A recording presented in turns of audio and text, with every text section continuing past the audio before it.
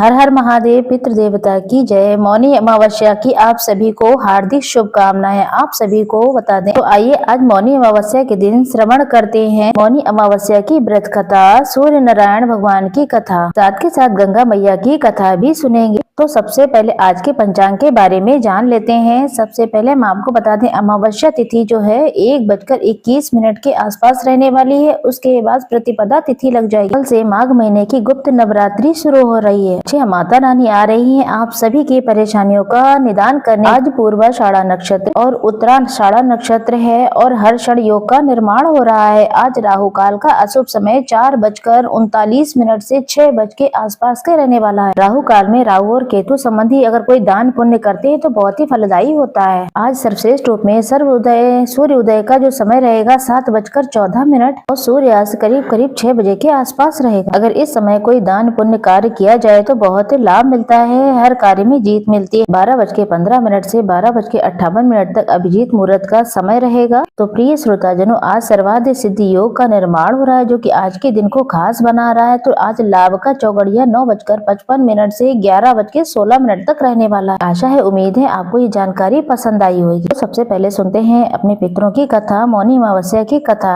मौनी अमावस्या की पौराणिक कथा के अनुसार कांचीपुर नगर में एक देव स्वामी नाम का एक ब्राह्मण अपने परिवार के साथ रहता था। देव स्वामी की पत्नी का नाम धनवती था। इन दोनों के 7 पुत्र और गुणवती नाम की एक पुत्री भी थी। जब 7 पुत्र और पुत्री जो है युवा अवस्था में आए तो देव स्वामी ने सबसे पहले अपनी पुत्री की विवाह करने का मन बनाया। इससे पहले देव स्वामी ने और अपने छोटे पुत्र को बेटी की कुंडली और कहा किसी योग्य पंडित से बात करके कुंडली को दिखाई जाए। छोटे पुत्र ने ऐसा ही किया। वह अपनी बहन गुणवती की कुंडली एक विद्वान ज्योतिष के पास लेकर चला गया। वो ज्योतिष आचार्य ने भविष्यवाणी की गुणवती के विवाह के तुरंत बाद उसके पति की मृत्यु हो जाएगी। इस भविष्यवाणी से व्यथित होकर देव स्वामी ने एक स्वामी की ओर जाकर के सलाह ली। तो उस स्वामी ने कहा संगल नामक द्वीप पर सोमा धोबिन नाम की एक पतिव्रता स्त्री रहती है। वह अगर गुणवती के विवाह से पूर्व आकर के पूजा करे और अपना आशीर्वाद गुणवती को दे तो वह अपने दोष से मुक्त हो जाएगी। ये बात सुनकर देव स्वामी ने अपने छोटे पुत्र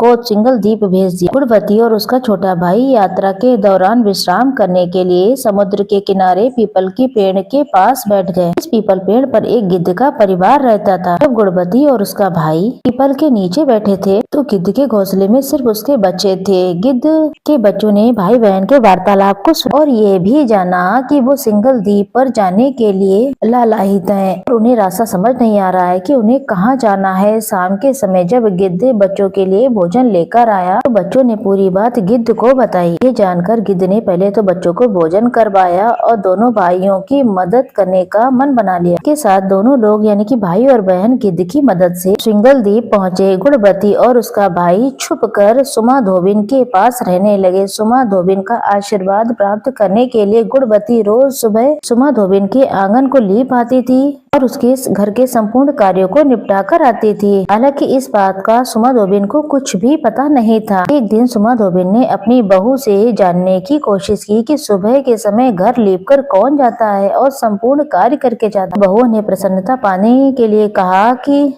हमारे अलावा आखिरकार इस काम को कौन कर सकता है। सुमा धोबिन जानती थी ये उनकी बहुओं के काम तो बिल्कुल भी नहीं है। सच जानने के लिए आखिरकार सूर्य उदय से पहले कौन आता है, कौन घर के कार्य लीपने का संपूर्ण कार्य करके चला जाता है, सोचने लगी। सुमा धोबिन पूरी रात नहीं सोई। भोर के समय सुमा धोबिन ने देखा कि एक कन्या उसके आंगन की लिपाई कर रही है। सुमा दौड़कर गुणवती के निकट आई और पूछने लगी तुम मेरे आंगन की लिपाई क्यों कर रही हो। तो गुणवती ने सारी बातें सुमा को बताई। सुमा धोबिन ने गुणवती की बात को सुनकर कहा तुम्हारे सुहाग की रक्षा के लिए अवश्य मैं तुम्हारे साथ तुम्हारे घर चलूंगी। इसके बाद सुमा धोबिन दोनों भाई बहनों के साथ गुणवती के घर पहुंची और वहां जाकर के उसके घर में पूजा की। लेकिन विधि का विधान नहीं टाला जा सकता है, इसलिए गुणवती की विवाह के बाद उसके पति की मौत हो गई। इसके बाद सोमावती ने अपने पुण्य जो है गुणवती को दान स्वरूप दे दिए। इसके बाद गुणवती के पति मृत्यु की गोद से बाहर निकलकर जीवित हो उठे। पुण्य की कमी होने के कारण सुमा के पति और बेटे का भी देहांत हो गया। हालांकि सुमा ने अपने घर से निकलने से पहले अपने बहुओं को सख्त निर्देश दिए थे जब तक मैं घर ना लौटूं तब तक मेरे पति और मेरे बच्चे को कुछ ना होना चाहिए। फिर उन्हें कुछ हो भी जाता है तो उनके शरीर को संभाल कर रखना। सुमा धोबिन ने अपनी सास के निर्देशों का पालन किया और अपने पति और बेटे के शरीर को संभाल कर रखा। यहाँ पर सुमा ने सिंघलदीप पहुँचने से पहले ही रास्ते में एक बट वृक्ष यानी कि पीपल के पेड़ की छांव में बैठकर भगवान विष्णु की खूब सुंदर तरीके से पूजा की और 108 बार परिक्रमा की। ऐसा करने से सुमा धोबिन को और अधिक पुण्य की प्राप्ति हुई, अर्थात पुण्य में वृद्धि हो गई। जब सुमा धोबिन घर पहुंची तो उसने अपने पुण्य प्रताप से श्री नारायण और पीपल पूजा स्वरूप उसके बेटे और पति जो है जीवित हो उठे। इस तरीके से ये पीपल देवता और मौनी अमावस्या की कथा कही जाती है। तो आइए हम सूर्य भगवान की स्तुति करते हैं और सूर्य भगवान की कथा सुन लेते हैं। आपने देखा होगा ऋषि मुनिजन आज के दिन सूर्य की उपासना करते हैं। गृहस्थ जीवन में भी